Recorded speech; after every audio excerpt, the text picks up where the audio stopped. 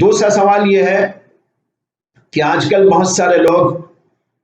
جانور خریدتے وقت ایسے جانور کو دیکھتے ہیں جس میں گوشت زیادہ ہوتا ہے، حالانکہ ثواب کا تعلق اخلاص سے ہے، چاہے گوشت کم ہو یا زیادہ، تو ایسی قربانی کا کیا حکم ہے؟ اس کا جواب یہ ہے کہ قربانی کا جانور فربا ہونا چاہیے، موٹا، اچھا، تگڑا ہونا چاہیے۔ احادیث کے اندر اس کی فضیلت بیان کی گئی۔ اللہ کے نبی علیہ السلام نے فرمایا کہ جانور کو اچھا فربا کرو اور اللہ کے لیے قربان کرو، اس لیے کہ یہ اللہ کے نبی حضرت سیدنا خلیل ابراہیم علیہ السلام کی سنت ہے، اور یہ قربانی تمہیں پلسرات کے موقع پر کام آنے والی ہے، اس لیے اسے اچھا، موٹا، تگڑا کرو۔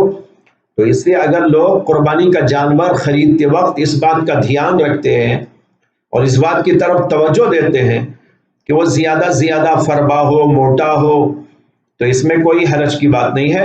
گوشت دیکھنے کا مطلب تو یہی ہوتا ہے کہ وہ جانور فربا اور موٹا ہو،